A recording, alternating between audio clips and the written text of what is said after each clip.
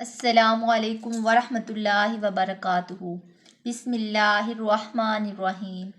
یا ایھا الذین آمنو، اے ایمان والو، انفقوا، خرچ کیا کرو، من سے، طیبات، عمدہ چیزوں سے، ما جو، تم نے کمائی ہے، ومما، اور اس سے، اخرجنا، اس سے نکالا ہے ہم نے، لکم من الارض، تمہارے لیے زمین سے۔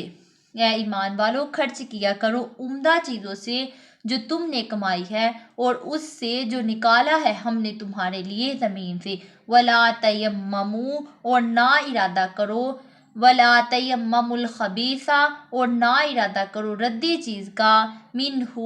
اپنی کمائی سے، تنفقوا،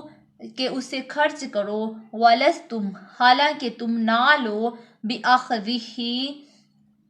الا، بجز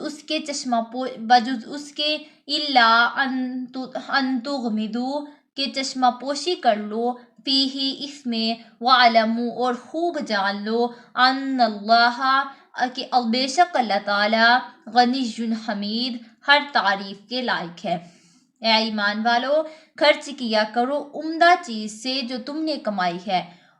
اور اس سے جو نکالا ہے ہم نے تمہارے لیے زمین سے، اور نہ ارادہ کرو ردی چیز کا اپنی کمائی سے، تم اسے خرچ کرو، حالانکہ اگر تمہیں ردی چیز کوئی دے دے تو تم اسے نہ لو، بجز اس کے چشمہ پوشی کر لو اس میں، اور خوب جان لو کہ اللہ تعالیٰ غنی ہے اور ہر تعریف کے لائق ہے۔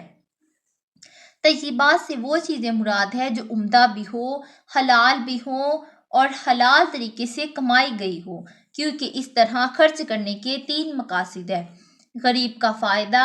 اپنے نفس کی اصلاح، اور اللہ تعالیٰ کی رضا۔ اور یہ مقاصد تبھی حاصل ہو سکتے ہیں جبکہ عمدہ اور پاکیزہ چیز خرچ کی جائے۔ اگر ردی چیز خرچ کی تو نہ غریب کو کچھ فائدہ پہنچے گا، نہ بخل کی آلودگی سے نفس کی صفائی ہوئی، اور اللہ تعالیٰ کی رضا کا تو سوال ہی پیدا نہیں ہوتا، کیونکہ وہ ذات جو اپنے بہتر سے بہتر انعامات کی تم پر بارش فرما رہی ہے، جب اس کے نام پر دینے کا وقت آیا تو تم سب سے نکارہ چیز اس کی راہ میں دے دو، تو کیوں کر وہ تم سے راضی ہوگا؟ کیونکہ جب ردی چیز تم اپنے لیے پسند نہیں کرتے تو اللہ تعالیٰ ردی چیز کو کب پسند فرمائے گا؟ الشیطان، شیطان، یعیدکم، تمہیں ڈراتا ہے، یعیدکم الفقر، تمہیں ڈراتا ہے تنگ دستی سے، ویأمرکم، اور حکم کرتا ہے، بالفحشاء، تم کو بے حیائی کا۔ اور شیطان ڈراتا ہے تمہیں تنگ دستی سے اور حکم کرتا ہے تم کو بے حیائی کا۔ واللہ، اور اللہ تعالیٰ، یعیدکم، وعدہ فرماتا ہے، یعیدکم مغفرۃ منہ، اور اللہ تعالیٰ وعدہ فرماتا ہے تم سے اپنی بخشش کا، وفضل، اور فضل و کرم کا۔ واللہ، اور اللہ تعالیٰ، واسع، بڑی وسعت والا، علیم،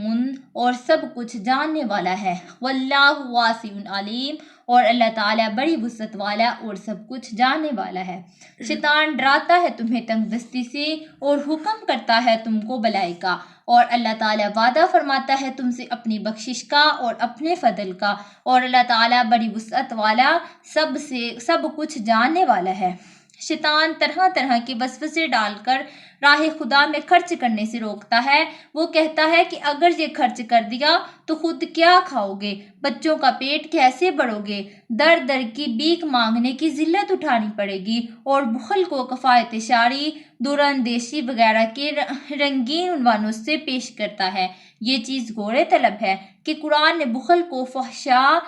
سخت بے حیائی کے لفظ سے تعبیر کیا ہے، اور یہ بھی ہے حقیقت کہ اس سے بڑھ کر بے حیائی کی بات کیا ہو سکتی ہے کہ انسان خود عیش کر رہا ہے اور کسی غریب بھائی کی امداد کا اسے بھی خیال ہی نہیں آتا۔ یؤتی الحکمت، عطا فرماتا ہے دانائی، من یشاء، جسے چاہتا ہے۔ یؤتی الحکمت من یشاء، عطا فرماتا ہے دانائی جسے چاہتا ہے، ومن یؤت الحکمت، اور جسے عطا کی گئی دانائی، فقد، تو یقیناً، اوتیا اسے دی گئی خیرم بلائی کثیرہ بہت،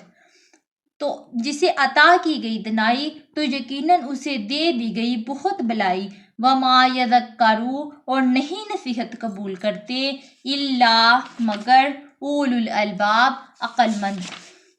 اور نہیں نصیحت قبول کرتے مگر عقل مند۔ لیکن اللہ تعالیٰ تمہیں نیکی کے کاموں میں خرچ کرنے کی ترغیب دلاتا ہے کہ ایسا کرنے سے تمہارے گناہ معاف کر دیے جائیں گے، اور غریبوں اور تنگ دستوں کی امداد کرنے سے تم پر رزق اور نعمت کے دروازے کھول دیے جائیں گے۔ حکمت سے مراد وہ علم صحیح ہے جو اتنا پختہ اور طاقتور ہو کہ وہ انسان ارادے کو حکماً عمل خیر کی طرف متوجہ کر دے، اور یہ اللہ تعالیٰ کا وہ احسان ہے جسے قرآن نے خیر کثیر فرمایا ہے اور دنیا ما فیہا کو متاع قلیل کہا ہے۔ اب اگر کوئی صاحب علم امراء اغنیاء سے اپنے آپ کو کمتر اور قحطر سمجھے تو یہ اس کی اپنی کم نگاہی ہے، ورنہ جو نعمت اور دولت اسے عطا فرمائی گئی ہے اس کے سامنے دولت قارون اور جاہ فرعون کی وقت ہی کیا ہے۔ وما انفقتم اور جو تم خرچ کرتے ہو نفقتن او نذرتم یا منت مانگتے ہو من نذر فإن اللہ تو یقیناً اللہ تعالیٰ یعلمہ